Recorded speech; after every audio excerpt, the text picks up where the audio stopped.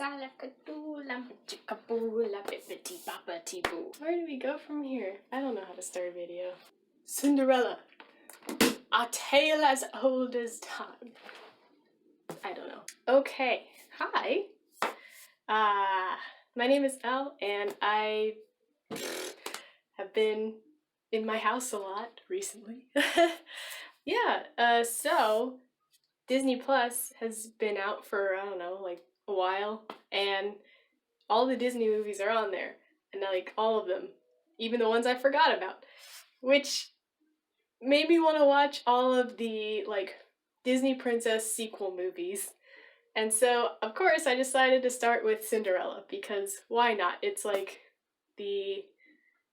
not the oldest, clearly, Snow White, but like it's a very classic Disney movie, and they made 2 sequels, which makes it even better. So now it's a Cinderella trilogy. So I watched that, and I'm gonna talk about it now. Cinderella 1 was made in 1950. I think Walt Disney actually worked on it. He was alive. He died in the 60s. Yeah, so probably. And it's a story that I'm sure everybody in the world has heard before in some variant. I mean, even Disney, other than the Disney Trilogy that I'm very excited to talk about, other than the Disney Trilogy has made like a billion versions of some Cinderella-esque story. I mean, Disney Channel probably has like at least 18 of them, right? So you all know Cinderella. I'm gonna talk through it like just chronologically, like as it happens. I mean, this isn't necessarily a review, it's just, or I'm not gonna really tell you if it's good or not. I mean, I love them, but I love them because like Disney owns my soul. Sorry, what was I saying? Okay, well, I mean, one could say Disney owns my soul. I mean, I don't know, but it just is what it is. I grew up with them. I grew up with everything Disney. I still love Disney. Disney keeps buying things that I love that weren't Disney. Like, I used to be like, oh, well, you know, I like Star Wars, but now that's Disney. And, you know, comic books are Disney. Really everything now. But, so, let's start with Cinderella 1. Cinderella 1 is just titled Cinderella. It came out in the year 1950. Oh, I took lots of notes, by the way. The papers fell all over the ground. But anyway, I'm going to be reading from notes.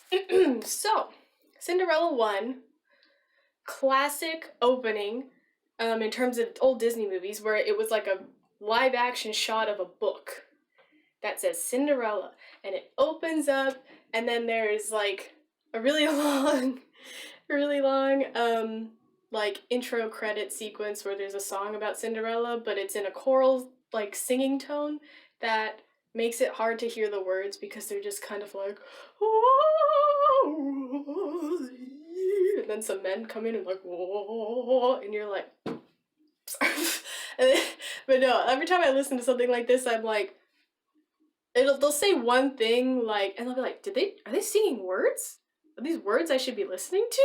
Is this important? But regardless, so that's like the first 5 minutes is like the beautiful book opening and then the opening credits. And then we get into backstory for Cinderella. All right, the backstory part is entirely narrated with like still frames of like what's going on in her life. So I have picked select quotes from the narration because it's incredibly interesting and really does set up what happens and how these characters are gonna act. And I feel like every time I've seen this movie before now, I just glaze over this part and don't pay attention until the animation starts. Maybe because I was a child, but regardless. So, it starts off by describing where they are. And they are, quote, in a tiny kingdom that is rich in romance and tradition. Romance and tradition, which makes me think that maybe they have a lot of artists, or they export romance. Regardless. So this is where we are, a generic tiny kingdom. Okay. Then they talk about Cinderella and how she's like got a single dad, and dad's like he loves her and he likes to treat her well. They're like lesser nobles, by the way. It's not explicitly stated, but from images and stuff you can tell. They're lesser nobles. Like, I don't know, maybe he's a baron or something. I don't know. But so he's taking care of his daughter and he loves her so much, but he feels bad because he doesn't have a wife and she doesn't have any siblings. So he marries a woman so she can have a mom because he just loves her so much. So he described this next part from the narration describes the woman he chose. So, quote, choosing for his second wife, a woman of good family with 2 daughters Cinderella's age. So that was the only thing he wanted. He wanted her to be a woman, and he wanted her to have kids roughly the same age as Cinderella, which kind of makes sense. Like, it would be weird maybe if they had older kids, so she would get picked on, or if they had like a baby and then she would be like, you know, maybe cast aside. But also, it shows that the dad, Cinderella's dad, did not ever have a baby with this mom. Her name's Lady Tremaine. All of these characters, like, I just go, yeah, you know, one of the stepsisters, or like the mom. I'm gonna use all their names, and we're all gonna learn them. So, he marries Lady Tremaine. And then the father dies, and then it is said in the narration that it just starts to describe what, how Lady Tremaine acts after, showing her true nature after the passing of the father, which, I mean, just from the images, it shows them starting out.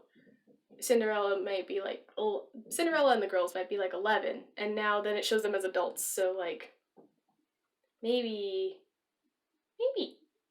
8 to 10 years later. So this is like a kind of a long time of knowing somebody for them to just suddenly become, quote, cold, cruel, and bitterly jealous of Cinderella's charm and beauty.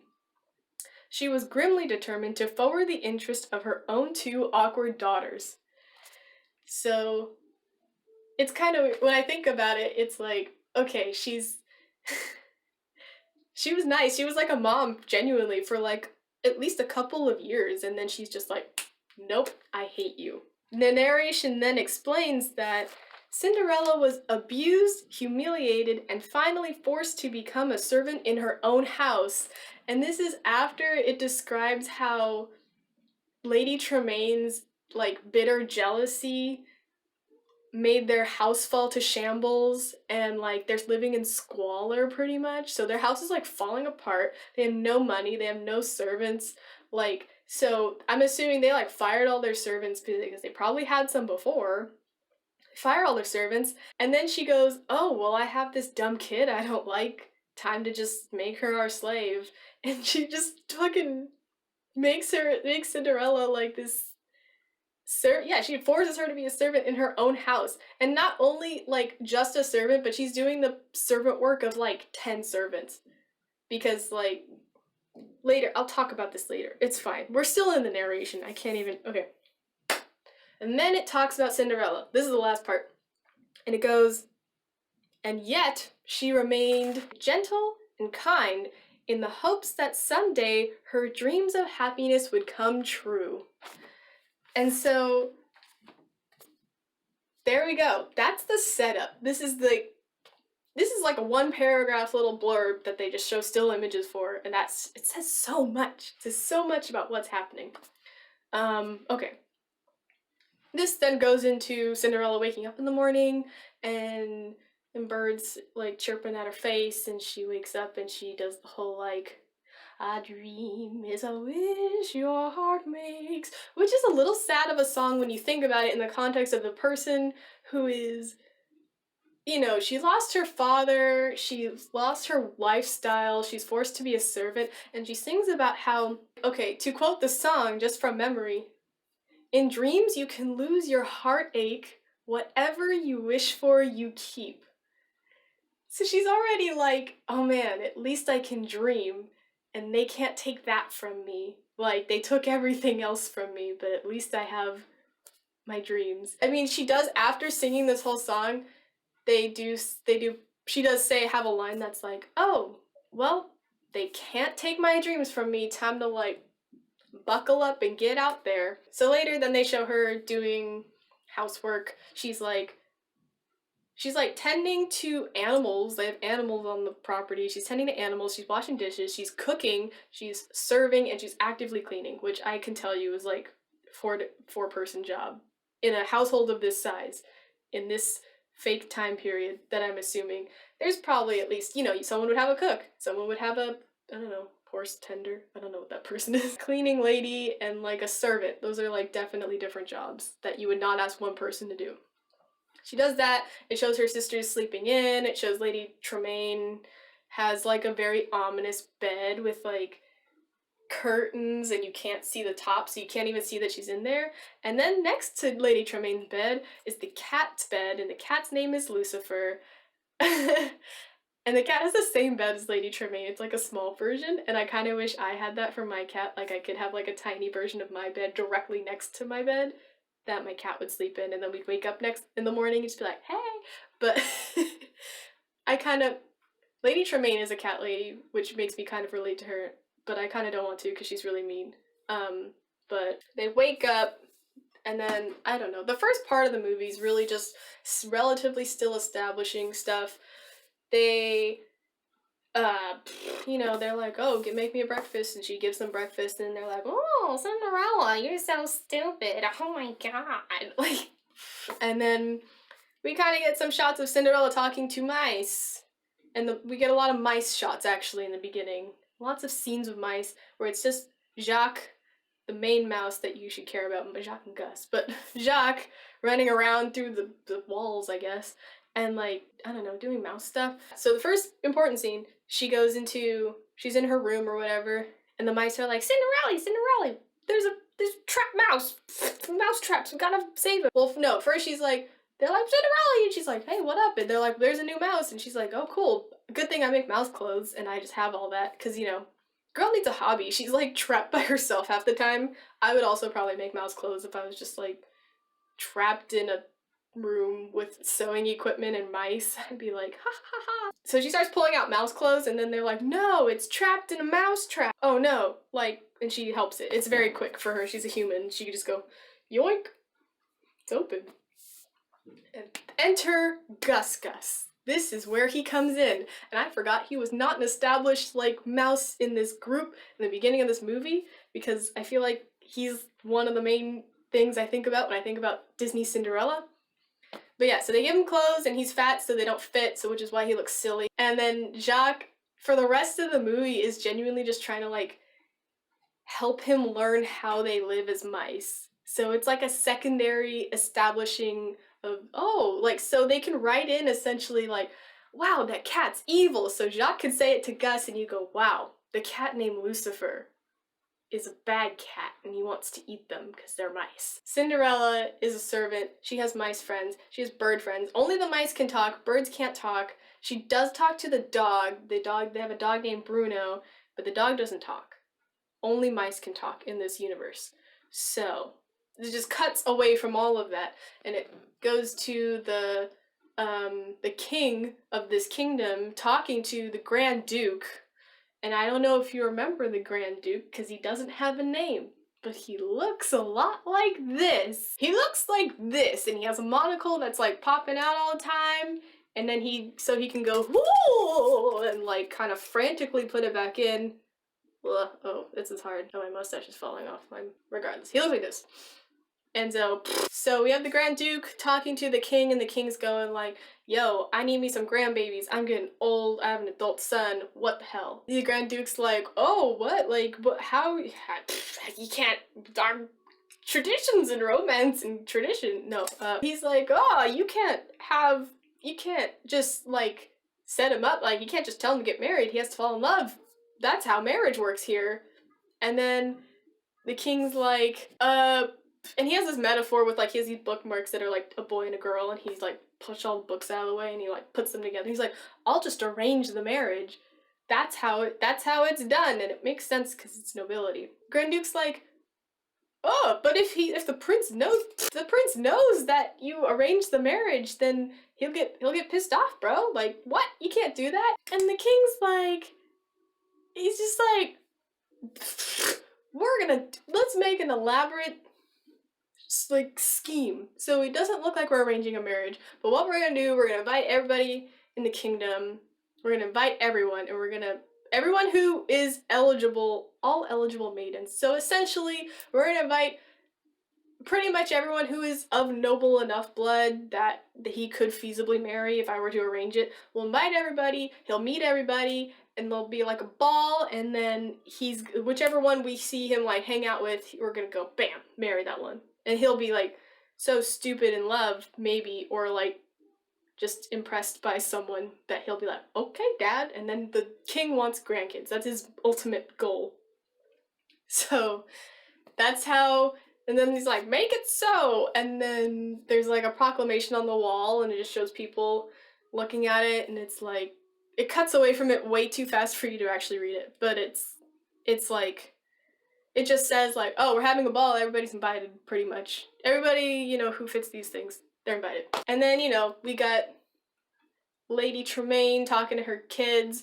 I think it's actually, there's a scene around this time where you see Drusilla's the green one and Anastasia's the pink one. One of them is like playing a flute and the other one's singing, and they're bad at singing and they're bad at playing the flute, to just show how untalented they are on top of them being hideous. And then also the narration called them awkward.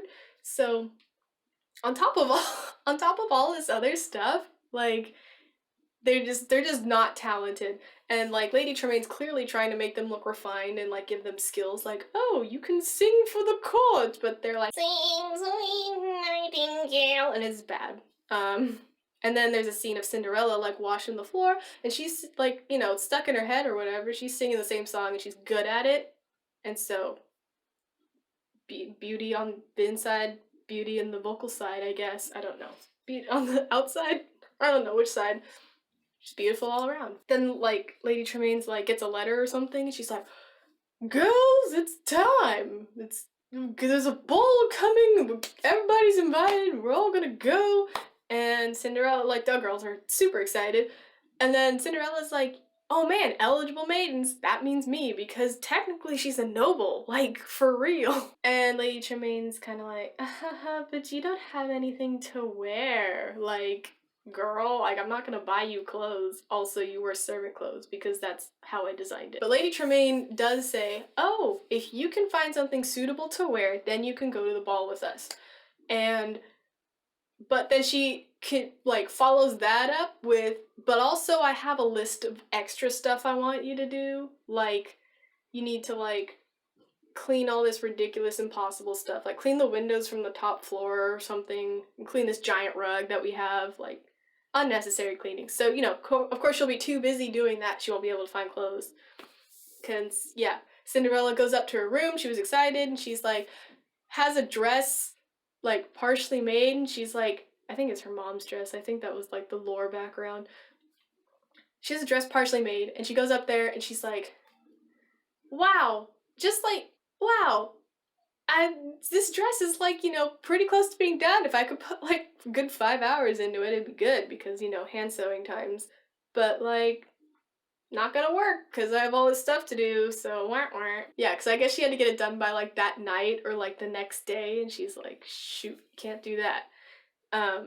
So here we get mice and birds montage of sewing.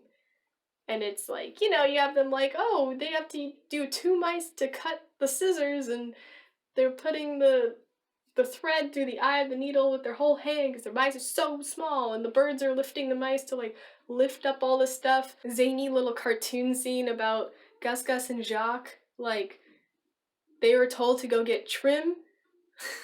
They were told to get trim explicitly in a song lyric that goes, leave the sewing to the women, why don't you go get the trimming? Okay, so they go get the trim, and what getting the trim means, which I thought was really funny, was that they go to find other clothes, because before this, like, Griselda and Anastasia are throwing, like, dresses out of their house, they're, like, throwing them at Cinderella, or they're throwing them on the ground, they're like, this won't work, or it's dirty, or something, I don't remember. They throw it, and then there's just clothes on the ground, and what the mice do is they go, and he's just, like, cutting buttons off of like pre-existing clothes, and he's like, well, now I'm getting buttons. Or like they're like ripping lace off of stuff and ribbons, and they're like, yeah, that's how you collect it. I'm like, it makes sense, but it's very silly. And then there's like Lucifer's there, and they're like, la la la, kind of running around. They have to get all the stuff, and the cat's chasing them, and blah blah blah blah. Cat's stupid. That's all those scenes are just like, oh, cat's stupid. Mice smart. They finish Cinderella's dress, and Cinderella finishes her chores, and she's like, what? Great. And she's like, you know, puts on her dress, and like the carriage shows up, and the carriage is there, and the like Gisella. I say Giselda. Her name's Gisela. Gisela, Anastasia, and Lady Tremaine are like dressed up, ready to go. They're like out the door, and Cinderella kind of runs down the stairs. She's like, ooh, me too. But like fancy.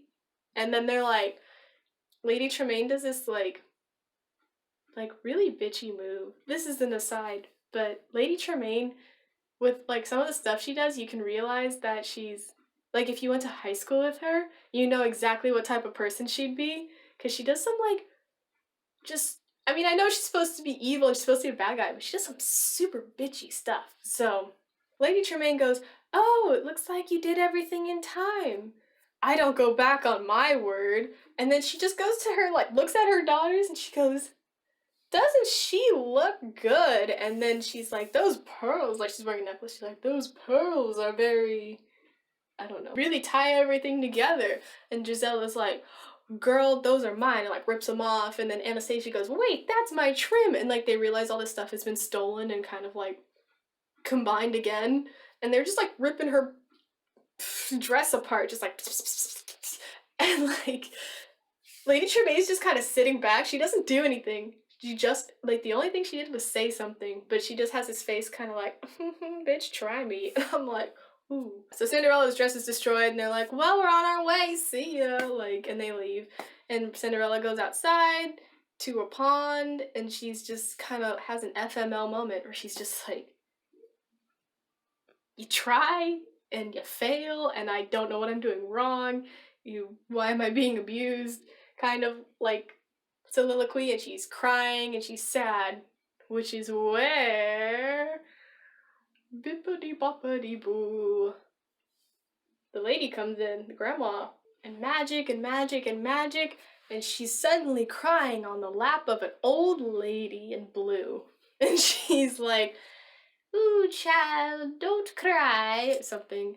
And Cinderella's kind of like, hubba what? And then she's like, don't worry, I'm a fairy. That's why I just suddenly showed up. Don't think about that too much. We gotta get you to the ball, cause you know what? You're a good person, and you're not like all this shit you're dealing with is not. It's not you, girl. It's everything else.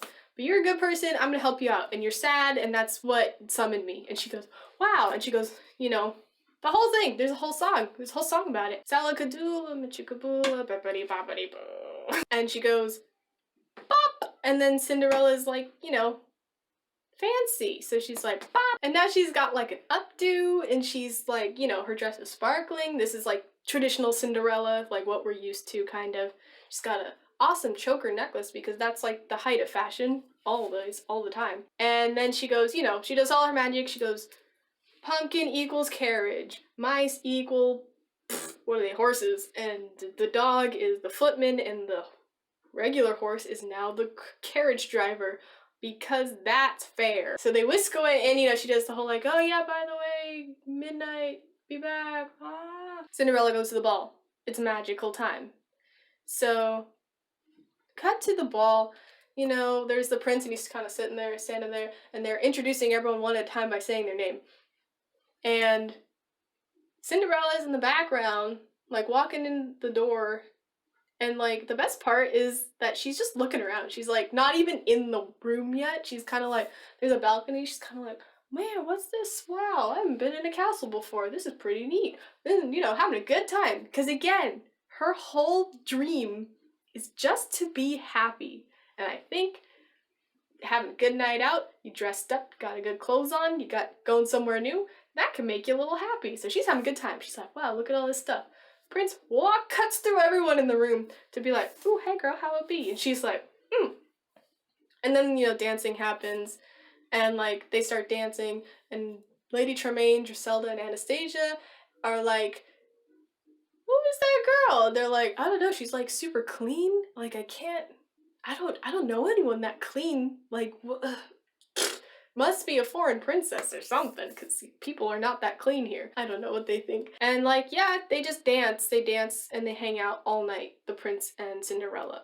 And the prince also doesn't have a name, which bothers me in subsequent films, because they're just like, the prince! I think technically if you look it up, it might be Prince Charming. But they don't call him Charming, it's just the prince. And I'm frustrated. They sing a song called This Is Love, and it's like, so this is love, so this is love, la la la la, I don't remember the words, because I think it's the most boring song in the movie. But they sing that song, and then they're like hanging out on a bench, and he like, does the whole like lean in for a kiss kind of thing, and she's like, ooh, nope, because ding dong, 12 o'clock almost. I guess it's not quite 12 o'clock, but she's like, looks at the clock and she's like, yoicks, I have 5 minutes to get home, which is like my type of like planning in terms of I need to get anywhere, and I'm just like, so I leave 5 minutes before? That should be enough time, regardless of how far it is. She pulls a me, goes, I have 5 minutes, see ya, and he goes, what, where are you going? Like, why? And she's like, it's midnight, and he goes, but like, you were fine like 10 seconds ago, what? And she goes, oh, well, I never met the prince. So, ooh, my bad. This was actually the prince's ball, and I didn't even meet that guy. Maybe I should try to see him as I leave. And he goes like, what? And then she like runs away. Because, she's like worried about magic, but he's like, did she not know I was a prince this whole time? She's just like, zoink, slap! Then he runs away. Magical carriage going. And then the Grand Duke, I guess, sends off, like, soldiers after her to, like, catch her, because the prince is like, hey, stop! And they look really scary. They're, like, all in black, and they have, like, just, like, yellow eyes or whatever to show that they're people.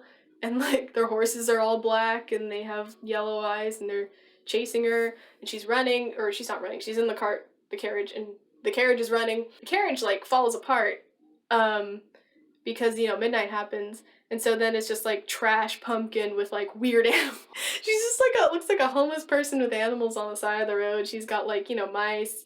She's got a dog and a horse. The soldiers, like, pass them by because she looks like a homeless person, and then she kind of looks around at everyone, all of her animal friends. She's like, that was a dope night. I had a good time.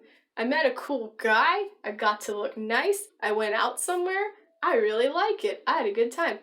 And she, of course, I think she says something about being in love. And she's like, well, this is what love feels like. And I'm like, regardless, she had a good time. She goes back home. Oh, and then because she lost the slipper. Oh, I didn't even say that. That's an important part. Whatever. You all know this part. She lost the slipper when she was running away. But she still has the other one on her feet. It's not like, it isn't dissolved by midnight magic or whatever. So she has a slipper and she's like, memento! Like, awesome. Walks home. And then the next day, because the prince is like, oh my god, girl, like, I love you. Let's get married right now. Because, the king's plan worked. Like, this is all a setup to get him to get married. And he found a lady he wants to get married to. It cuts to the duke, the Grand Duke, who's like, he's like talking, and he's like, oh, well, you see, he's holding one of the slips. Well, you see, she was here, and then she left, and we don't know who she was, and all this stuff, so, blah. The prince wants to, like, do this shoe thing, like, he wants to, like, do that, and then he's, like, talking to a chair, and he's like, yep, that's good, I'm gonna do that, and he goes into the room, and the king's, like, asleep, and he has this weird dream about having grandkids, and he, like, wakes him up, and he's like, what? And he's like, well, this glass slipper and the prince, and he wants to, like, just, pass this around kind of and see who fits it, and that's what he wants to do. And the king's like, that's stupid. Why would you want to do that? Oh my god. The king accuses the Grand Duke of treason and starts trying to kill him, and there's a zany montage of him swinging a sword at him and trying to cut his head off for, like, a good couple minutes. And then at the end, the king's like, whatever. My stupid son's got this stupid thing he wants to do, like, let's just let him do it, like, and we'll just hold him to his word, so whoever fits that shoe, like, He's gonna marry that person. And I mean, they explicitly talk about if multiple people fit the shoe, then the prince is just gonna have to figure out which of them to marry. So like that's kind of nice. Well, it's possible that people can have the same size feet. If we have 5 of them, then he's gonna have to make a decision out of 5 people. And so then they're like, "Yep, good plan." And the Grand Duke, it's his job. It's his job to go and like find this lady. So now, Proclamation 2, he goes, they set it up and they're like, "Oh, we're going to everybody's house. We're gonna make you try on a shoe. If your foot fits in the shoe, then it's good. Then you get to come with us. We're gonna take you away." Of course, Lady Tremaine like wakes up her kids. Cinderella's like, she's having a good time. She's like, feeling rested and relaxed, kind of. Like, she's doing her chores and everything, but she's like, "I'm having a good time cleaning up stuff. I had a good night. A good sleep, maybe." And then Lady Tremaine was like, "Yo, where are my kids at?" She's like, "I don't know, they sleeping?" And then she wakes up her daughters and she's like, "The prince is gonna marry someone who fits a shoe. I don't really get what's going on, but get ready. Like, we're gonna have visitors. It's gonna be important. Y'all are gonna get married. Let's do this." And they're like, "Wow, so excited." And Cinderella's like, she kind of overhears this because she's doing the whole like, "Oh, I'm cleaning something, but I'm eavesdropping at the same time." And then she goes, "Wow, you know what? Me too, because again, I'm an eligible maiden or whatever." Because I think it switches from eligible maiden to just every maiden in the second part. um, and she goes, and Lady Tremaine's like, "Okay, why don't you just go get ready then?" And then Cinderella's like kind of dumb and it's like, "Okay." She goes upstairs and Lady Tremaine does this like creepy thing. I don't know, it scares me. It scared me when I was little and it scares me now, even watching it, where she just kind of like, Cinderella's like out of vanity or something, like doing something. And Lady Tremaine just kind of walks in, like super quiet, walks in and just grabs the door and like closes it. And she's watching Cinderella in the mirror the whole time. So Cinderella looks up and then she just like closes the door and locks it. And she's just like, "Ooh, I don't know. It freaks me out still." And Cinderella's like, "You can't lock me in here. What?" And she's like, "Yeah, I can." Like, just leaves. Key in the pocket. Cue the mice. Jacques and Gus having to like, do this elaborate scheme to get the key out of her pocket to free Cinderella. But until then, the Grand Duke is like, comes up to their house and he's like, "Oh, I need to see every maiden in the household." And then Lady Tremaine's all like, "Oh, yeah, okay, I have 2 kids, here they are." And he's like, yes. No, actually what he does is he physically shudders in disgust at looking at them. They're so ugly, he physically shudders in disgust. So then we get a scene of like, "Wow, it doesn't fit. Oh Jesus, what do we do? Wow, boink." And then it like, they do it on the other one and they're just like, "Yeah, it doesn't work." Ah! And it like, she tried to like cram her foot into it and then it flings off and then it almost falls on the ground and the Grand Duke's kind of like bumbling around like, "Oh, I need to catch the shoe." And it's like, and he catches it. He catches it like this, like, wow. So that's that. And then he's like, "Well, I guess nobody fits it. I'm gonna go home. Nobody else lives here, right?" And she's like, "Yeah, no, nobody lives here. Goodbye." The mice are doing a thing. The mice like open the door. Lucifer the cat, again, bad guy. He like catches them right out the door, and the birds are trying to like, they do this like semi-war situation. All of the mice in the whole house like pull out forks and start to charge the cat, and the cat like knocks them over, and then they put candles on like whatever, spindles or whatever, and they're like rolling candles to try to like light the cat on fire, and the cat like blows it out. The birds are like dropping stuff. Aerial attacks are the most effective against the cat because they're just dropping like pots and pans on the cat. The cat gets like as you would imagine a cat would. Cinderella's like, "Get the dog! The dog will get the cat away!" And she gets the key. She opens it up. She gets out, runs down the stairs. "Oh, wait, I'm here." And he's like, "Well, yeah, I guess, you fit the description. Sure, like, pop on this shoe really quick." And he's like, "Yeah-da-da-da-da-da," like, "Yeah-da-da-da-da-da," walking with the shoe. And Lady Tremaine just trips that shit. Like, she just trips him with, like, her cane, and he goes, whoa, and he drops it, whoa, and it shatters.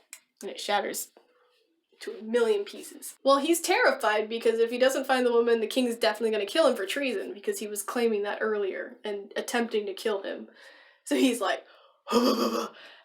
and Cinderella pulls this whole, don't worry, I have the other one, and then puts that one on. And he's like, whoa, 2 pieces of evidence. A, you had the second one. B, it fits. Which, in hindsight, if she was really, really manipulative, maybe, she could have just had another glass slipper that did fit her. The first one could have been broken. And then she went, oh, well, you've never seen a shoe made out of glass before. So therefore, all shoes made out of glass must be from the same pair. But no, that's a little mischievous on my part. The shoe fits, she's whisked away, she gets married, it's magical, happy ending, end of movie. Cinderella won. And that's how it was. That was all Disney had for us for 52 years. Alright, 52 years later, we get Cinderella II, Dreams Come True. So Cinderella II is the weakest of all of the Cinderella films in this trilogy. Cinderella II isn't really a movie. Well, it is a movie, but it's not like one long story. It's like 3 short stories that they try to put in overarching stories, so it would make sense that you would tell them in this order. Cinderella II, Dreams Come True opens with Jacques and Gus running through the castle. They're running, they're like, we're gonna be late, we gotta go. And they're running around, there's a new cat, white cat named Pom Pom, but it's also mean, cat bad, so run around, and they get the, and they're like, wow, fairy godmother is gonna tell us a story, and we're gonna miss it, like, this, apparently she does this all the time, but like, you know, it's 3 o'clock, and we're like, 2:59, kind of like, it's happening now. They're running around. Like, when they get into the room, it's like a library or something. Fairy godmother's kind of like, and that's the end. That's the end of that story. And so the mice are like, oh no, like, we wanted to listen to the story, and she's like, well, there's only one Cinderella story. I guess she was just reading them this plot of Cinderella, which they were all there for, but there's only one Cinderella story, and then there's no more. We can't even read another story. And then the mice go, what if we told a story about Cinderella? Because she's our friend. And the fairy godmother's like, that's a good idea. You should do it. I feel silly. There's like a kind of a montage-y like scene where they're pulling papers out and they're drawing with crayons and they're painting things and they're stitching pages into a book so they can like write their own book. And it's pretty much told in 3 short stories. And I wrote notes because I don't remember them very well. Story number 1 it's essentially Cinderella's first days at the castle. So it starts with them getting, like, the prince and Cinderella getting back to the castle right after their honeymoon. So I guess I think it shows this at the end of Cinderella 1, they get married and then they go off in a carriage. So now it's like immediately after that they came back and they're just like, wow, we're so in love, we're newlyweds, and we're just good time, like, let's figure out. Cinderella says something like, oh, I'm nervous about being a princess, I don't understand anything about being royalty, and the prince is like, don't worry, like, I'll help you out, like, I was raised in this world, like, I'll be with you. The king comes up and he's like, okay, son, get in the carriage, gotta go. And he's like, what? And so they're like, oh, we need to go attend matters of state, so, like, see ya, Cinderella, bye, like, we have to go. And he's like, sorry, wife. And then Cinderella's like, what? And they're like, oh, by the way, like, as they're leaving, by the way, you have to plan the royal banquet. It's something that we've done all the time, but you've never seen it before because you're not royalty. Goodbye. They leave her with this woman named Prudence, who is a new character. And Prudence is, like, the female version of the Grand Duke, except she's not, like, a bumbling idiot, because he's kind of got this, like, about him, but she's more like, she is, like, the head of the household. She runs all the servants. She has essentially done this job, the princess job, without being a princess for this entire kingdom's run, it seems. And now Cinderella's here and she has to do princess work and she doesn't know how to do it. And so Prudence is the lady who's going to teach her how. And Prudence is like, okay, you've got a lot to learn. This is something we've done before. We have like a formula pretty much. Like, we need to do this, we need to do this, we need to do this. And Cinderella's like, okay. And then so what shows her next day, because they gave Cinderella two like ladies in waiting who have names that I don't remember because they're really not important. They only show up here. One's like fat and short, and the other one's like tall and skinny, just I guess to have different body types. But the short fat one is straight up just the voice of Minnie Mouse, and it's really weird to watch, I think. But it's like you watch it, you're just like, that's Minnie Mouse. She's just a person, I guess. So they show them like the ladies in waiting and Prudence are like, Cinderella, we gotta wake you up in the morning. And then there's like a dog in her bed and they're like, where did she go? And Cinderella's already like, she's got her casual clothes on. She's downstairs. She's like in the kitchen. She's like talking to Jacques. They also, for whatever reason in this film, they decided to call Jacques Jack. And they don't ever address it. They just call him Jack. And they're like, yeah, Jack. You know, not Jacques like he was French or anything. So she's downstairs with her mice. And she's like, wow, I'm gonna make up some breakfast. Like, what should I make? And they're like, I don't know, like cheese omelet or something. And it's a cute thing. And then Prudence is like, excuse me, girl, this is not how princesses live. And she's like, what? Like, there are rules about breakfast? And then Prudence kind of goes into like, okay, there's a lot you need to learn. You need to dress properly. You need to like learn all the like titles. You need to know what a Grand Marquis versus a Duke is. Like, you need to know how all that stuff goes. This is how we do it. This is how we live. And then it's like a montage for a long time of like, oh, look, she's wearing a formal dress and she doesn't know how to wear it. Like, she's got to be put in a corset and she's wearing a hoop skirt and she has to learn how to dance. And there's like the like American Psycho where it's like, this is eggshell and this is, I don't remember. This is tooth and this is eggshell. Which one's different? And they look exactly the same, and they're like napkins, and they're like, Cinderella, which one should we have for the banquet? And they're like two exactly the same looking napkins. She's like, aren't they the same? And Prudence is like, of course you need eggshell. Just like, that's, I mean, honestly, this is a majority of this entire section.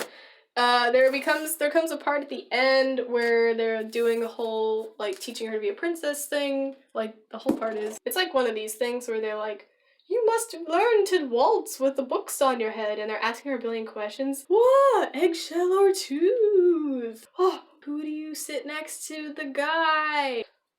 What do you do when the sun comes out but your eyes don't work?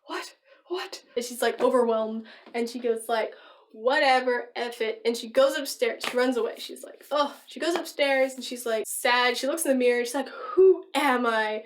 I don't even know who I am anymore, blah. But she's like, you know what? I need to be me because the prince married me for me, and so me is who I be.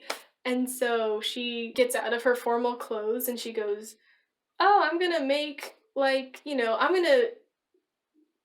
Over the course, they were like, we're gonna have stewed prunes as dessert for the banquet because that's what we always have. And Cinderella wanted to invite, like, some common folk, like business owners and stuff in town because, you know, these are the people she's known her whole life, assuming that she would be like, time to work my slave life and go get bread. I know this baker because I've known him for my whole life. She wanted to invite those people and they're like, no, you can't do that because this is for royalty only. Like, we have rules.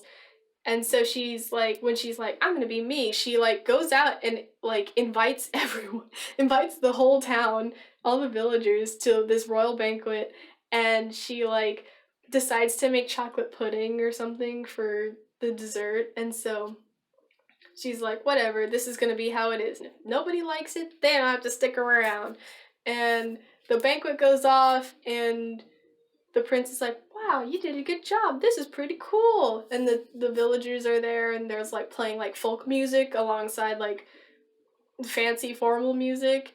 And, you know, they're all mingling and everyone's having a good time, and the king's all like, this isn't how it's supposed to be, blah, blah, blah. And then he like, I don't remember how, someone spills pudding all over him and he's like, this isn't what was supposed to be here, and he eats it and he's like, wow, I love chocolate, that's actually my favorite food. Like, no one's ever asked before. Prudence is like, okay, well, you know, Cinderella did all of this, I've turned the new leaf or whatever that phrase is, and she's good now. We should have just respected her opinions, and you can be who you want to be, and we don't really care about tradition that much. And then she has to awkwardly dance with the Grand Duke, and it's weird. And that's the end of the first story. And then it goes into the second story. It cuts back to like the fairy godmother going like, "Where's my wand? That's a lovely story. Like blah blah blah blah blah blah blah. Here's some magic." I don't remember what she does. She doesn't really do anything. She just kind of sits there. You know, they're drawing more pictures and they're putting more stuff. And then one of the mice goes, "Well, that reminds me of the time when Jacques, did something," and Jacques like, no, that was an embarrassing story. I hate it. And then a girl mouse, her name is Marie, and she is in the original Cinderella, but I don't know if they actually say her name. Or, okay. I said her name is Marie. I think her name's Mary, but I think they may change it later to Marie. She's like, oh, I love that story, and Jacques does a dopey like, oh, okay then, let's tell it. And this is the worst one. I hate this story. This story is just Jacques' wish. Cinderella's being a princess, so she's in meetings and things like that. And there's another event. It's a spring festival or something like that. So she has to plan an event because apparently being a princess means you are an event planner. And so she's in a meeting with a bunch of people and they're like, oh, we're gonna help you. Like the Jacques like, I'll help you because that's what I do. And then she like goes out and he tries to help her, but he's like too small because he's a mouse. And then he's like, oh, well, I'll try to get you flowers. And some human person brings her flowers and he's like, wow, being a mouse is really small and hard to do human things. And it, you know, it takes me like 20 times as longer to do any one human thing. So this sucks. And Cinderella's like just busy the whole time. And so he's so sad that the fairy godmother comes and she's like, I heard your sad heart and that's my thing. So I'll grant you a wish. And he's like, I want to be a human. And she's like, why? And he's like, because I'm very small. Please make me a human. And she goes, okay, bibbidi bobbidi bop. And then, you know, that's it. He's a human. And then they have an excellent, terrible, very 2002-esque soundtrack where they make just these weird pop music and it just plays in the background. They're not singing it. And he has a little montage of him being human and being like, wow, I can't walk. Wow, I'm afraid of cats, but I'm now bigger than the cat. Yeah. And like, that's it. And then really nothing happens. He's human for a long time and then he tries to help Cinderella and they're like, who are you? Like, I don't know you. And he's like, Zug Zug, because that's mouse Latin. They say Zug Zug and they're like, what's Zug Zug? And he's like, ah! And then they just kind of go with it and then he helps them out and then the festival's there. Something dumb. Nothing really happened. King's riding the elephant and the elephant starts to charge and so they're like, oh no, what are we gonna do? And Jacques like, oh no, I don't know what to do. And then the fairy godmother's back and she's just like, aren't elephants afraid of mice? Isn't it good to be yourself? And he goes, yeah, and then bibbidi boppity bop, he's a mouse again. And he scares the elephant, and then the king gets thrown from the elephant to a Ferris wheel, and it's like a fun, inappropriately 3D Ferris wheel where you went, why didn't you just make it 2D? So he's on the Ferris wheel, and then it's fine. And then that's pretty much the end. During that whole thing, there was also a thing where Marie, the mouse, girl mouse, like, was making Jacques a jacket, like a formal coat to wear to the festival because she wanted to like ask him to go with her, but because he was all caught up in this like being a human and hanging out with Cinderella thing, he kind of like misses it. And then at the end she's like, oh, here's that coat that I made you, and he wears it and they kind of like hang out, and that's the end. We go back to the whole like, oh, look at the mice making a book, drawing pictures and stuff, except one of the mice, this is funny, it's weirdly important. One of the mice catches some magic in his hat. I don't know how that happens, but he catches some magic in his hat and he goes, I'll put the magic on the like equipment we're using to, you have like a mug and you put like stuff in it, like pencils and pens and like paintbrushes and crayons. That's what it was. So he's like, put some magic on that, and he's like, now it's gonna go faster. And so you get crayons just kind of drawing everywhere. They're like erasing things that people have done. They're painting over stuff. They're painting people. The scissors are going wild. Like, people's tails are about to be cut off, which is funny because a lot of the animation is actually exactly recycled from the scene where they were making her dress in the first one, but like redone. But it's the same animation. But it's like, whoa, it's crazy. And then like Fairy Godmother comes in and she's like, that's enough magic, blah blah blah blah. And then everything stops. One of them goes, what a mess. And then Jacques like, yeah, I remember a terrible mess. Remember when Anastasia fell in love? And that whole thing was just to set up as a joke to just call Anastasia a mess. We go into story 3, which is going to be the last story in this movie. Anastasia and Lucifer the cat get redeemed. They start to get redeemed. They start to have a little redemption arc, just to like humanize them a little bit, I guess. This is, you know, the beginning of Cinderella's expanded universe. And some of the key questions we had were, what does Cinderella do after getting married? What do the mice do after she's getting married? And, you know, what happens to the stepsisters and everyone? Those are, I think, the 3 key questions that this movie strives to answer. So, what happens? It starts off with Anastasia in her room, and she has a little music box with like the spinning figures, and it's Cinderella and the Prince, and she's just kind of like, looking at it, and she has some like aside to herself like, I wish I could find love like Cinderella did. And then Lady Tremaine's like, girls, we gotta go shopping, something's happening, blah blah. They go to town. So they're like, you know, going to town. Flower guy, who's like selling these like heart-shaped flower arrangements, and he's telling everyone like, oh, give this to your loved one and they'll love you forever or something. Like, he's making $1 million. But he's doing that, and then Anastasia's like, oh, what's that? And he looks at it, he's like, do you have someone to give this to? And she's like, no, and kind of like walks away sadly. So her mom and Gisela are like off now, and she walks by a bakery, and there's like fresh baked bread. She's like, wow, it smells good. She walks in there, and the baker's just kind of like got his stuff, and he's just like, oh, hi, did you want some bread? Like he's PETA or something. Oh my god, it is like Hunger Games. Hey, I've got some bread. And she's like, oh, that's some nice bread you've got. And then they like touch their hands kind of as they're both reaching for something, and they look at each other and they're like, ah. And then Lady Tremaine comes in and she's like, nope, nope, nope, nope, nope, nope. This guy is poor, this guy is fat, this guy is stupid, we're out. And she's like, I'm sorry, goodbye, I'll never see you again. And like, Cinderella, who I guess was just like, Cinderella, I guess in this universe, she just kind of sneaks around in casual clothes to like not be a princess for a day, like when celebrities wear like big sunglasses and hoodies and they're like, ooh, who am I? Cinderella's doing that, and she's like, she watched this whole thing go down from the window. She was like, oh my god, I think Anastasia's in love with that baker.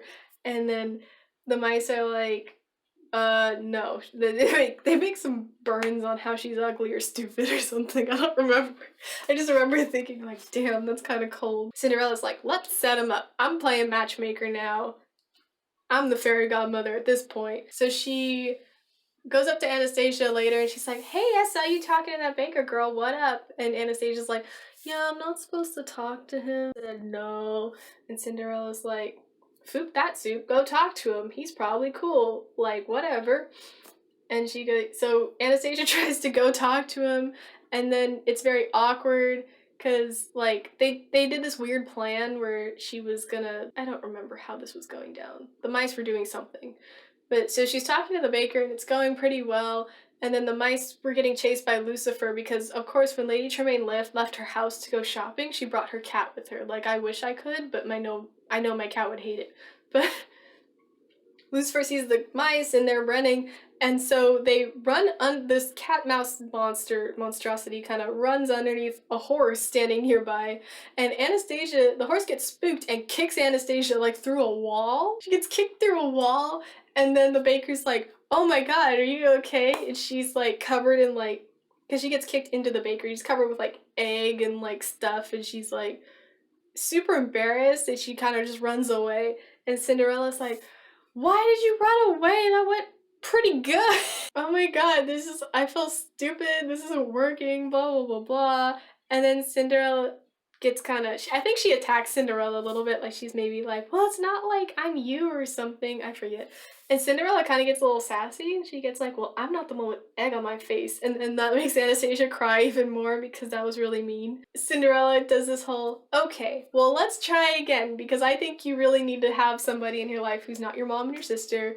So come with me to the castle, we have a makeover. And they do like a whole like makeover montage where she's like giving her dresses and she's giving her jewelry, and they're like, oh, do it like this, not like that, blah blah blah blah. And then another really bad, great, amazing 2002 song comes on. And it's just, I mean, it's just a montage.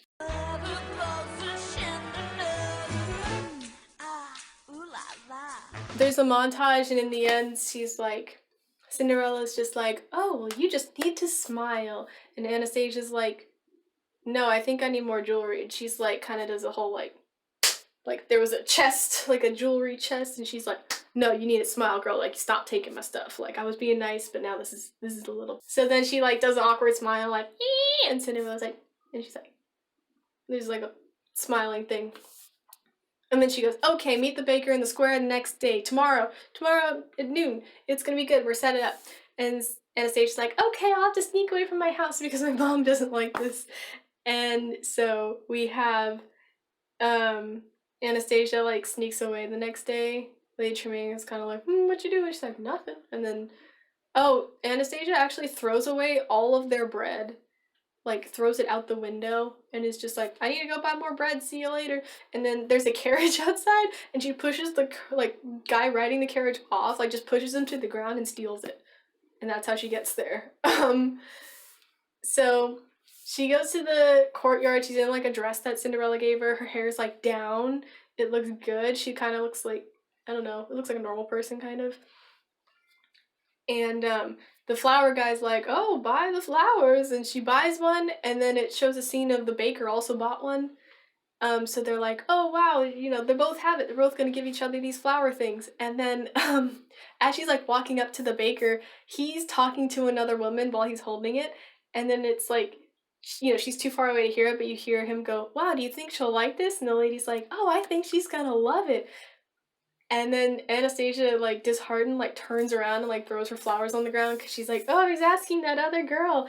And immediately she turns around, a man from across the street walks up to the woman, and he's like, come on, honey. And they kiss and walk away. And the baker's, like, by himself. And so he, like, sees Anastasia from afar, and she's, like, running away. And he's like, oh, no, I'm sad. And then a goat comes up and eats his flower thing, and he, like, fights it, and he gets, like, one flower. And so he's sad, too. And then, so Anastasia runs to a fountain, and she's crying. It turns out the baker also ran to the fountain in a different direction, and he's crying. So they're both crying at the fountain, and then he hears her crying, and he goes, huh? Like, and she's just like, oh, I don't remember what she says, something. And he's like, he gives her the flower, and she's like, oh, you do like me. And then it cuts to them, like, they dance in the courtyard, and then it transitions to them dancing at the ball or whatever. And Cinderella's there, and she's just like, ooh, matchmaker. And the prince is kind of like, he's just a mouth. He's just like he's a prop. He has, like, no character. He's such a dummy variable. I can't even, he's so dumb. I hate him. But yeah, and that's the end of that story. And then the mice finish their book, and Cinderella walks into the room. And this is, like, the real-time story. Cinderella walks in the room and goes, oh, what are you guys doing? And then the mice are like, wow, we wrote a book about you. And she's like, oh, let's read it. And then it's like nighttime, and they're sitting around a fireplace, and like fairy godmother's like asleep like in a chair. She's just like, and Cinderella's like reading the story. And that's the end of Cinderella II, Dreams Come True. Some takeaways from Cinderella II that I feel are important to address. Griselda's hair changed from black in the original movie to brown in the second movie. Don't know why. The prince, his hair and his eyebrows were two different colors. His hair was black and his eyebrows were brown. Which it kind of looks like that in the first movie, but like it doesn't look as starkly different as it did in the second movie. That was really weird. Yeah, I told you about how they called Jacques Jack the whole time. And what else? The prince is like a non-existent character. He's not important to Cinderella's story at all. He's really just there to be a prince. Like, he is, when people talk about like other things and they're like, oh, this female character is just a prop, or these children are just a prop to like set up another character. That's exactly what he is. He's just like done. He's just there to smile and like be like, wow, I did good job. And she's just like, I don't get it. I hate him.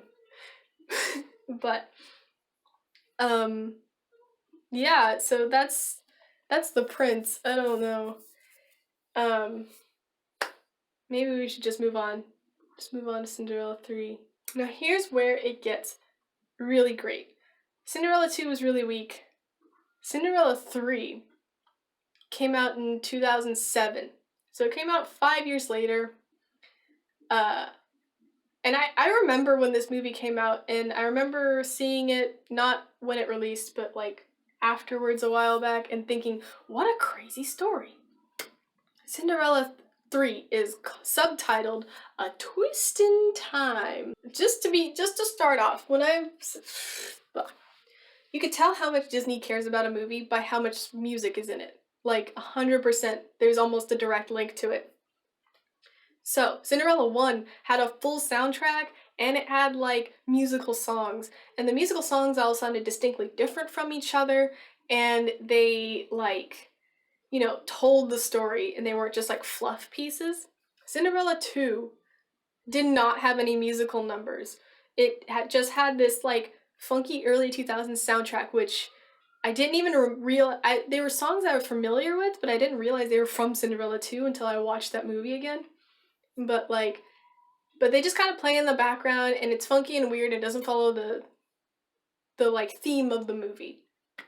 Cinderella 3 goes back to having musical numbers, although the musical numbers all sound almost exactly the same. It sounds like if I played one piece of music that was maybe like 10 minutes long, and I took like maybe a minute clip out of it and made that one song, and then another minute clip and made that a song, where it's kind of changes, but it's pretty much the same. But it's different people singing, so it doesn't matter, it's different. So we open Cinderella 3, A Twist in Time, with Cinderella and the prince having a great time. They're both wearing like riding clothes in the castle, and they're singing about how great their life is. It's like, I don't even remember what they say, but it's like, I'm a princess and a wife and something, something, something. Something like that. She's talking about her life is great. The title card is like Cinderella with the perfect like face that just says like everything's perfect kind of face. And I love it. It's really, I think it's funny. But like, so she's just singing about how great her life is. This is now the first anniversary after being married. Her and the prince get like on horses, and they ride out to the countryside, and there's like a romantic dinner set up with the fairy godmother there, and the mice and everything, and they set it up, and they're like having a beautiful romantic dinner, and the fairy godmother's like, oh, we're so happy you guys are married. Let's like, you know, bippity boppity bop. Like, they're wearing like the clothes from the first movie, like in case you're like a 3-year-old kid and you don't realize who Cinderella is if she's not wearing the Cinderella dress. She's got the dress on now, and they're having a good time, and it's very romantic. And then in between this song, while it's showing how perfect Cinderella's life is, it shows how shitty like Anastasia's life is, because really this movie's about Anastasia, the stepsister, as like the main character. So that's the twist. No, I'm just kidding. Twist number 1. So Anastasia and Gisela are like scrubbing giant pots, and they're trying to clean everything and pretty much do what Cinderella did, except they're worse at it. I don't know why they're not really good at it. There's more people, but their life is really hard, and Anastasia like goes off by herself into the woods, and she sees this like beautiful romantic setup that Cinderella has, and she's watching all this go down, and then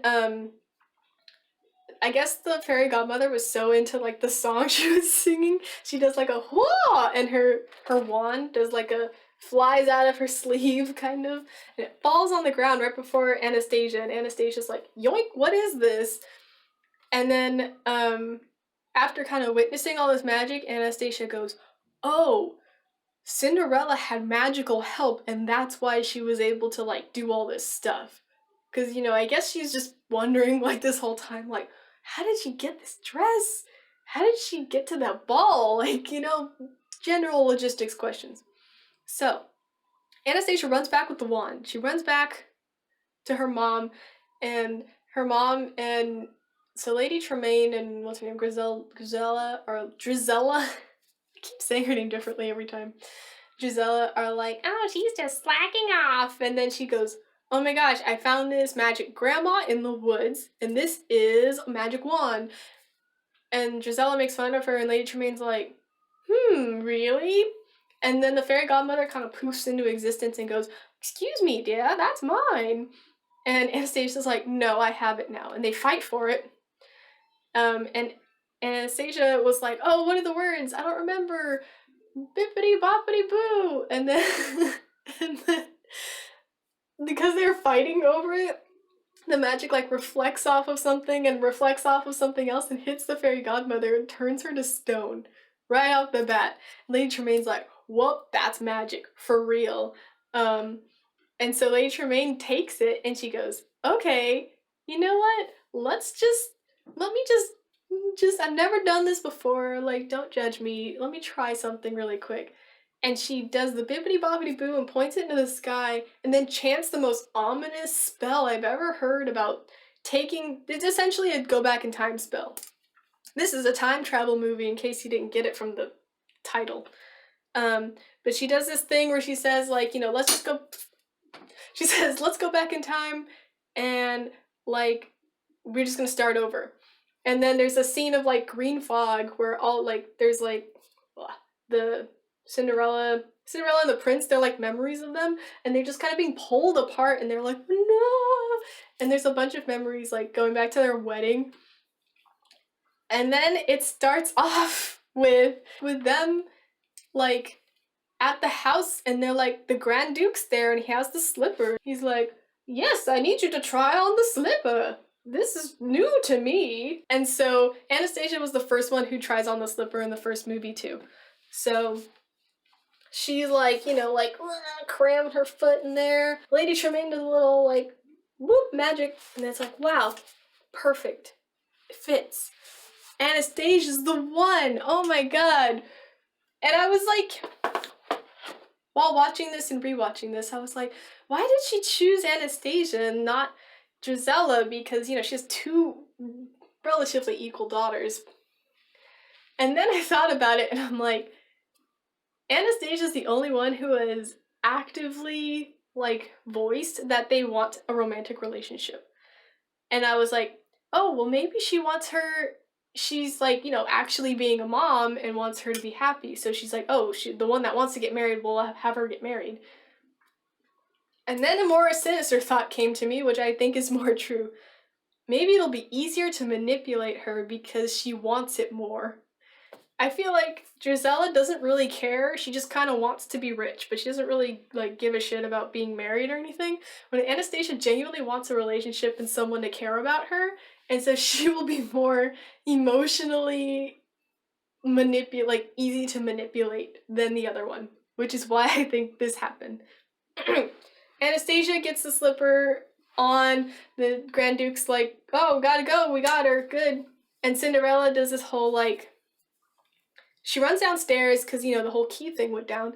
Runs downstairs, she's like, no, wait, that was my slipper. I was the person who was there. I think she says this to Tremaine. I don't think the Grand Duke is there anymore.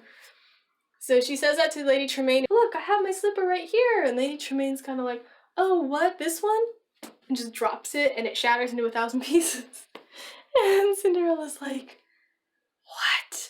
And Lady Tremaine's like, oops, my bad, girl. Like, whatever. And that's pretty much that part. It cuts to Anastasia's waiting in a room with Drusilla and Lady Tremaine to like meet the prince, essentially. And so he walks in, the prince walks in, and he's like, oh, by the way, his hair and his eyebrows are the same color now. I don't remember what color. I think they're brown. But he walks in, he's like, am I in the wrong room?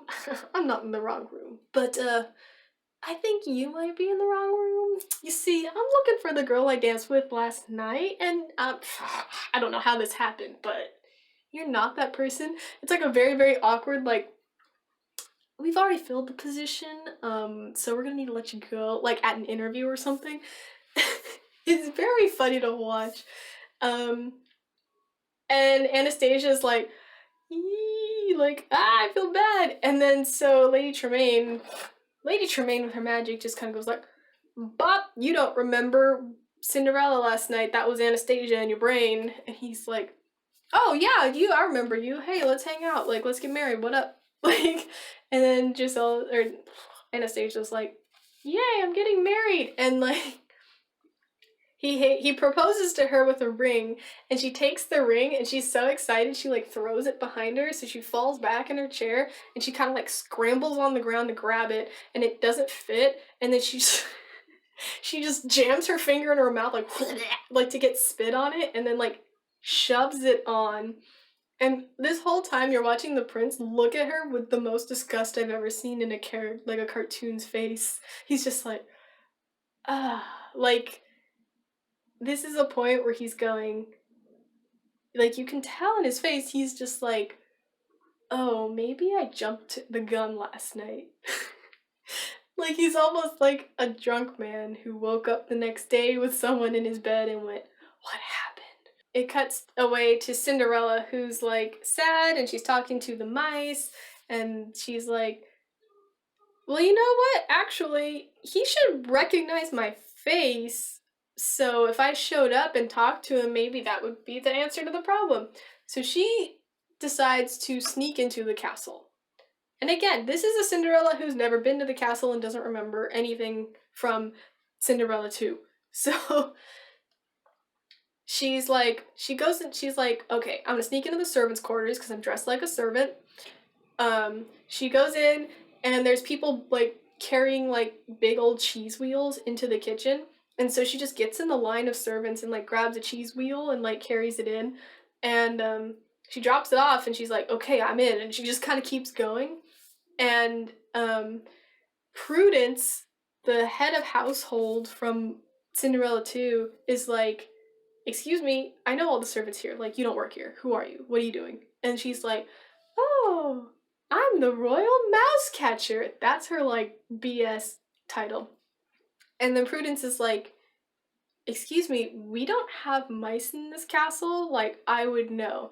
And because, you know, Cinderella carries mice with her all the time, she just kind of, like, throws some mice on the ground, and they run around, and then some lady's like, oh shit, there's a mouse. And, like, and they're screaming, and they're in the kitchen and everything, and so Cinderella's like, I'll fix it for you for free, and then, you know, I'm this is my job, so...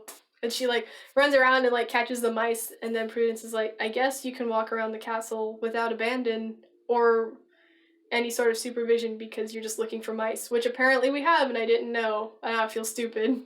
And Cinderella's like, okay, bye, and, like, just goes. So then there's, like, a scene, again, of just how disgusting the stepsisters are, where the Grand Duke is the person who's going to be planning the wedding, and he has, like, a tasting setup, kind of, but a tasting means like they made full-sized everything. So there's like a cake that's like 10 feet tall, like a big old wedding cake, and a bunch of like fancy dishes and stuff. And the stepsisters are just so gross and nasty about it, and they're like scraping off frosting and just like licking it and like just eating like monsters, like eating like they've never eaten anything in their lives, and also eating like, which is funny, because, like, From the first movie, you would assume they could eat with like a fork and a knife, and in this one, they've just devolved into like ripping like chickens apart with their hands and just jamming it in their faces. And then I think they have a food fight.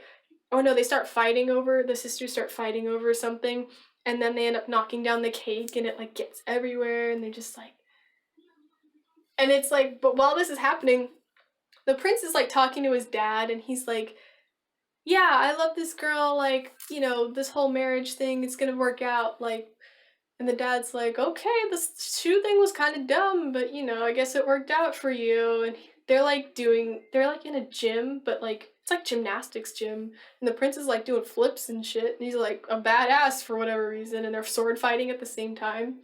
And then he's like, ah, blah, blah, blah. And then they go meet, the king goes to meet his like daughter-in-law to be. And so as he's walking in, the prince is like, yeah, she's actually very refined. And she's like fighting over food with her sister, and she looks like a monster. And then the prince has again this face of just like, oh, what have I done? And the king's like, oh, okay, this is weird, but you know, I mean, I guess you're marrying her, not me. Prince is like, okay, well, it's like, you know, dancing's our thing. Maybe food isn't our thing, but dancing's our thing. And so he asked her to go dance with him, and she can't dance for anything. She's like stepping on his feet. It's like a mess.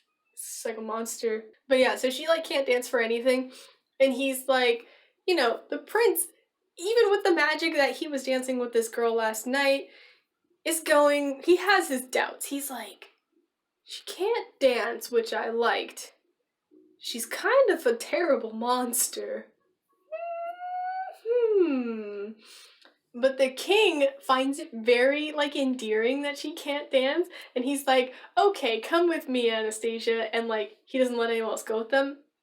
And he goes into this private room with paintings of his late wife, and his late wife looks almost exactly like Anastasia. Like, she has these red ringlets, and she's wearing, like, a pink dress in all the pictures, and he's like, my wife couldn't dance either, but he said that like she couldn't dance for anything, but she could take care of my heart. It was something very sweet.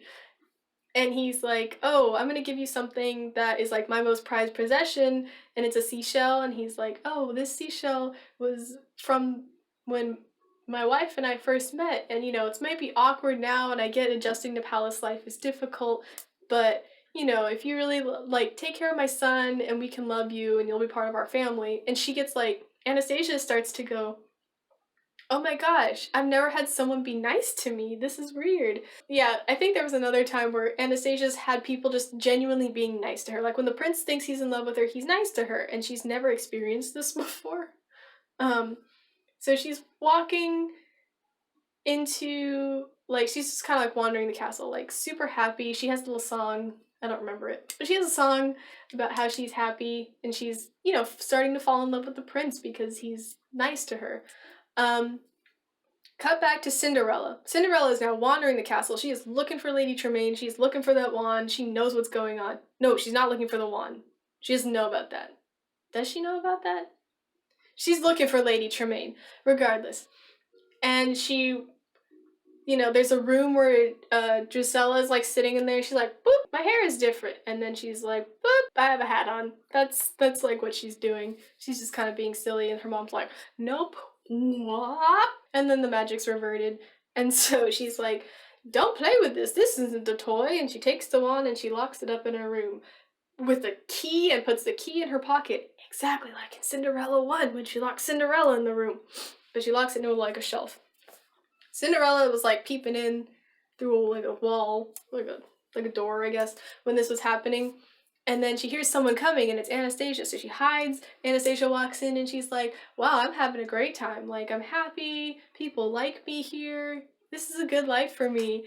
And then she shows them the seashell, and her family makes fun of the seashell and says she's stupid or something. Something weird happens, and they end up knocking. Oh, the mice are going in to get the key. So they end up, like, Lucifer the cat's there, of course, and they light the cat's tail on fire. And they light the cat's tail on fire, and the cat runs around, and that's like the distraction that they use to like get the key out of the pocket, and they run across the room. They're under a teacup. They're like shoveling around. And then I think so like a vase falls and like there's water all over the floor. And so they're like, "Oh, we need to call for housekeeping." And so Cinderella, who's just kind of like listening in this whole time, like has a bucket and like cleaning stuff and like a hood over her head, and she's just like, "Oh, I'm housekeeping," but her face is like covered, and she just kind of like starts cleaning up, which is funny because Cinderella has a high voice already, but then to do her housekeeper voice, she makes her voice even higher. So it's kind of like if I was like, "This is my Cinderella voice, and now this is Cinderella pretending to be someone else." I don't know why she did that, but housekeeping, she's like cleaning up stuff. She like, helps the mice out in a little way. And so they're doing their whole like sneaking around getting the key open, and Lady Tremaine's talking about something, and then she does this like creepy thing where she's like walks up to the water, and you see the bucket of water next to Cinderella and she's looking into it, and you see Lady Tremaine's reflection and she sees it's Cinderella and she's like, "Cinderella's here." At the same time the mice get the wand, Cinderella grabs the mice, grabs the wand, and they're on the run. So what Lady Tremaine does, which is pretty smart, is she yells to the guards, she says, "Hey, that servant girl is a thief. She just stole from us." So now there are guards chasing Cinderella, and she's got mice, and she's running, and she's got a wand, and it's just like a whole chase scene through the castle where there's guards, and they have like spears or something. And the prince is like being dumb and walking around, and he sees her, and she's like running. So a little bit before this, when she was wandering around, she met the prince, and he was like, "Oh, hey." And she's like, "Oh, hi, you remember me?" He's like, "Oh, I don't remember you." And she's like, "You don't?" And he's like, "Okay, bye." And they like kind of like touched hands a little bit or something to like pick something up, and they had like a spark, and he was like, so they still kind of fell in love anyway, which just goes to show. But so she sees him again. Oh, that's when she went, "Oh, he has magic. Like, he doesn't remember who I am. What the heck is going on?" She sees him. He's walking into a room, and she, like, zaps him. No. No, she's like, "Okay, I'm gonna fix this, bippity boppity." And then she just gets, like, shut down. She gets arrested. Really. I mean, the guards grab her, and they, like, restrain her. And they're like, "Nope, stop doing weird stuff to the prince. That's illegal. Also, you're a thief." And Lady Tremaine, like, takes the wand back, and she's just kind of like, and the prince is like, "What is happening here?" And Lady Tremaine's like, "Oh, this is, servant girl's a thief. Don't worry about it." And he's like, "Okay, oh, well, whatever, bye. I'm kind of milquetoast, whatever." And she's like, and Lady Tremaine's like, well, goes up to the guards who are arresting her, and she's like, "For real, though, I need you guys to make sure she gets on the next prison ship leaving the country, and, make sure she's banished forever. Like, get this out of my sight." And they're like, "Okay, you're the boss." So the mice weren't arrested during this whole debacle, just Cinderella. So the mice find the prince, and they, like, start talking to him, and he gets like, "Whoa, mice, what?" Like, they get birds to lure him, I think, to, like, a place where the mice can talk to him, and he thinks he's genuinely going insane. He's like, "Wait, why are these birds messing with me? Wait, are these mice talking to me? Oh my god."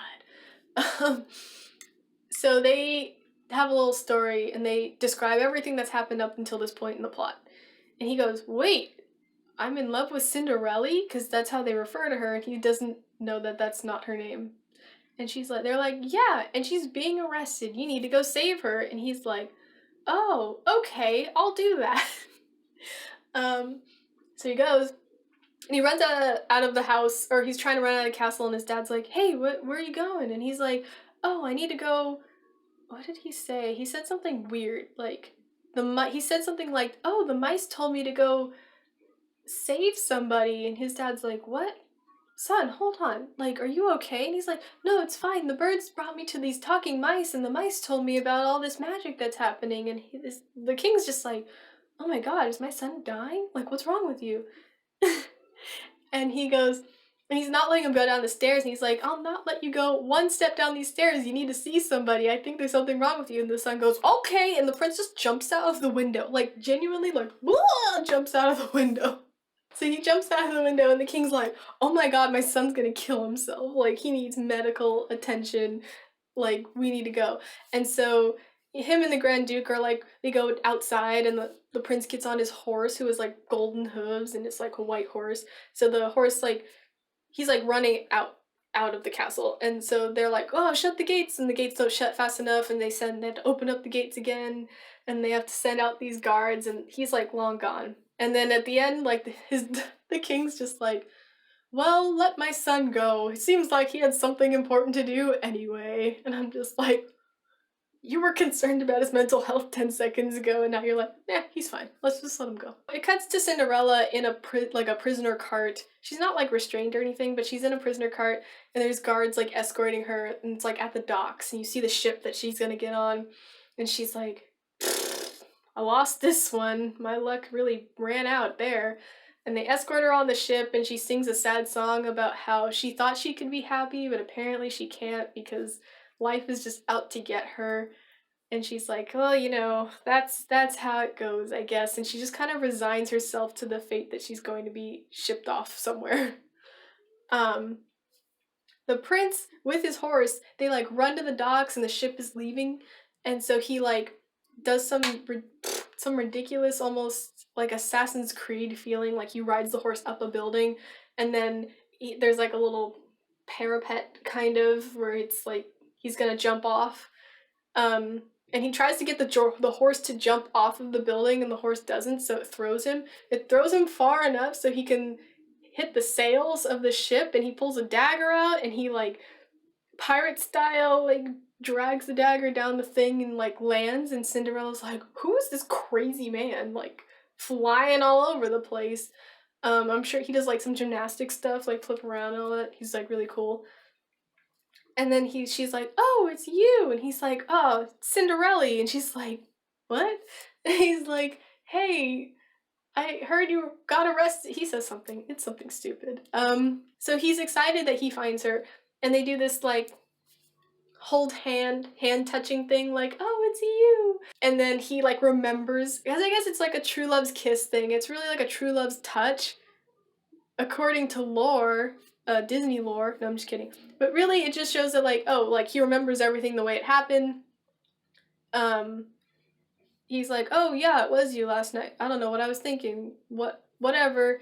Like, let's get married." And he gets down on one knee. He's like, "Cinderella, will you marry me?" And she's like, Yeah, I'll marry you, but my name isn't Cinderella, so stop calling me that." And he's like, "Oh, what?" And she's like, "Yeah, my name's Cinderella." And he's like, "Ha ha ha," and they laugh about it. So then, it cuts back to our main characters, Anastasia, Drusilla, and Lady Tremaine, and she's got her wand. They're still like bad and in charge, kind of. Anastasia's like, "Oh no, the prince isn't gonna love me anymore if you remember Cinderella. I'm so sad because I was starting to love him." And then they look out the window, and Cinderella and the prince come up, and the king like embraces her, and they're all like, "Yeah, this is normal." And Lady Tremaine's like, "Uh-oh, plan B. We gotta bounce," because like you see the king point up at the window, and then some guards run away. And so as the guards enter the room, they just disappear, like poof, they're gone. And then everyone's like, "Whoa, that's weird." But there's a wedding supposed to be tomorrow, and it's still on because we just changed the bride, but everything's still good. The next scene is Cinderella in like getting ready. She's like wearing her wedding clothes from the first movie, so it's canonical. So she's got her like outfit on, she's getting ready, there's birds and mice and everything, and she's like, "Wow, I'm excited to get married." And then Lady Tremaine from out of the shadows just kind of walks up, and she's like, "Haha, you thought it was over, girl." And Cinderella's like, "Why are you here? Leave me alone." And Lady Tremaine's like, "Oh, don't worry, there's still gonna be a wedding, but not to you," where she backs up and reveals a Cinderella clone. And there's a Cinderella clone who walks up in a wedding dress, and Cinderella's like, disgusted and horrified at seeing a clone of herself. And then she's like, "Who is this?" And it's Anastasia that's just been turned into Cinderella. And Anastasia's like, "I'm sorry, but I need to do this," or something like that. And Cinderella's like, "But don't you want someone who will love you for you?" And she kind of like looks sad, and then Lady Tremaine's like, "Don't worry about it." Like, and she poofs, she just bops Cinderella out of existence. And she bops the mice out of existence. And she like sends them away, and it cuts to Cinderella waking up in a pumpkin, like a normal pumpkin. And the pumpkin's growing, but it's still got all that gross pumpkin gut stuff inside, and she's just fucking trapped in there. And it gets bigger, and it turns into like a really scary version of the Cinderella like carriage, where it has like it's like a regular pumpkin that's fully enclosed, so she could like it's dark, it's got seeds and stuff inside, and it has vines that grow out of it, and like um the mice are also trapped in there with her, I think. And so the vines end up, becoming wheels, and it becomes a carriage, and there's a horse nearby, and the horse gets spooked by all this magic going on, but it like catches the horse with these like vines like growing around it. So the horse is trying to bolt and it's running away, and that's what's carrying the carriage forth. And so they're trapped in there, and just to and Lady Tremaine looks to Lucifer, and she zaps the cat away, and she says, well, before she zaps him away, she says, I want you to go and ensure that they die. Like, she explicitly says, like, they need to die. That's the goal, because we tried to do this banishment thing. I tried to do it legally. It's not working. Let's just kill her. So Lucifer is poofed away, and he transforms into a person. He's a person now, and it's scary looking. And he's like the coachman, like an evil coachman. And then there's like a whole... They have to like get out, like they run into a wall, and part of the pumpkin caves in, and Cinderella's able to like peek out. She gets the mice to try to pull the pin out that would like release the horse from the carriage. And like they have to fight Lucifer for that. It's like a whole thing. Cinderella ends up knocking Lucifer off of a cliff to where he falls into like a swamp. He's fine, and he turns back into a cat. But the carriage is still rolling out of control with the horse. And so they're able to free the horse, and the carriage is going, but they're on like a mountainous road, and the road in front of them drops out. And so Cinderella has to jump from the moving carriage onto the horse. And so she does that successfully, and the carriage falls off and gets destroyed. And she's just like, I'm not gonna miss my own wedding, and like rides the horse back to the castle. The castle's like in the background, I think. She's just like, oh. I have to say, way to adapt to the situation. I don't know what I would do if I was trapped in an actual pumpkin. So she goes to the castle. Her dress is thrashed again. She goes to the castle. She is stopped by the guards, like they don't let her in. And kind of like an ability attack, she's like, mice, go! And the mice crawl up the pants of the guards, and they freak them out, and she like just kind of jukes them. And so then it cuts to the wedding. So Cinderella, Anastasia Cinderella, is like, they're all up at the altar, and the guy's like, oh, do you take this guy to get married? And she's like starting to have doubts, because she's like, oh, wait, maybe that whole thing about being loved for who you are is important, and maybe I actually do want that. So she's doubting herself, and she's like, and the prince is like, like, because I don't know, he forgot what happened again, I guess, because he's down for this wedding. No, I guess he thinks it's Cinderella, that's why. But yeah, he's being dorky. He's like, yes, I'm marrying Cinderella. And then she says, I don't. And Lady Tremaine's in the wings, and she's like, kind of like, I'm gonna kill that girl if she says the wrong thing. Like, she's all cranky. And she says, I don't. And then this is when Cinderella's running down the aisle, like, with a torn up dress, and she's like, gonna bust up this wedding, but she kind of sees all this go down, and she's like, oh, so she just kind of like calmly walks up. And then everyone's like, whoa, why is there a second one? And Anastasia's like, this is the real Cinderella, I'm just a fake. And Lady Tremaine gets like freaked out, and she's like, my plan! And like, she's got her wand, she runs out, and she starts zapping people, like, because the king's like, okay, arrest the mom, arrest this lady, like, this is weird, I don't know what's going on. The mom starts zapping guards and turning them into various animals. It's like a Maleficent style green cloud kind of covers everything. And like, she's just evil. And what happens is, like, Anastasia ends up like wrestling the wand out of her mom's hand and like zapping her, and I don't remember what happened. They just disappear. Her and her sister. So Lady Tremaine and Drizella both get zapped out of existence for a little bit. And everyone's like, oh wow, it seems to have calmed down. I think she like fixes, no, she doesn't fix anything. She just kind of zaps them out of existence. And then she's like, I'm such a fraud, bippity boppity bop, and then turns back into herself, and everyone's like, for the people in the back who did not hear what was going on. And like, Cinderella takes the wand and she's like, you did the right thing, and she's like, bippity boppity boink. And the amount of times they say that in the movie is like a very high amount. And so she summons the fairy godmother, the stone fairy godmother, and turns her back into like a living creature. And the fairy godmother's like, well, that's that. I'm glad I'm done with that. And she fixes everything and everything's good. And she's like, oh, well, you're getting married. Because the king's like, he makes a comment about like, how am I supposed to keep track of all this time travel stuff? Like, it's just like a comment on how zany and weird this story's been already. And so he says, does someone want to marry my son?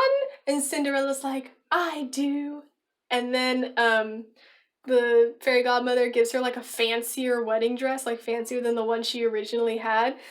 And they get married, and it's like, oh yay, they're married, good job. And then the fairy godmother's like, you know, do you guys want me to return you to the original timeline, or do you guys want to stay in this timeline? And they're like, what? The original timeline? Because, you know, they don't remember this time travel stuff. And she goes, oh, don't worry about it. I think you guys have found your story. And then, that's it. And that's the end of the movie. But the end credits is like paintings on the wall of different characters and like what they do afterwards, kind of. And the first one is a picture of Anastasia and the baker, like the baker's offering her a cupcake. And so they do get together later on, and she does find somebody to love her, which she found originally but then lost, and then she gets it again. And like just dumb stuff. They do like the scream, but it's like the Grand Duke just like, oh, and silly things. Now, canonically, if you were to follow the Cinderella story, if you were to like potentially approach Cinderella at Disneyland or something, and you went, Cinderella, how did you and the prince, like, how did you get married? You know, she really should respond with, well, I was trapped in a pumpkin. And there was a time travel plot and all this crazy stuff. I had a clone, I had to defeat my clone, and then I got married. So, I don't know, if you're at Disneyland or Disney World, please, please, please ask Cinderella anything about this movie. I desperately hope she says something about it. I want to ask her myself, actually. Next time I go, I might bother all the princesses with weird extended universe Disney princess like questions and be like, But yeah, that's Cinderella. Disney Cinderella that took place like over the course of 57 years. More like one and then a gap and then a couple years. But I don't know what to say about it. That's what happened in that movies. It's good. It's pretty fun. I would definitely watch it. They're all on Disney Plus. Or don't watch it, because I did a pretty good description of what's going on. I love you. Goodbye.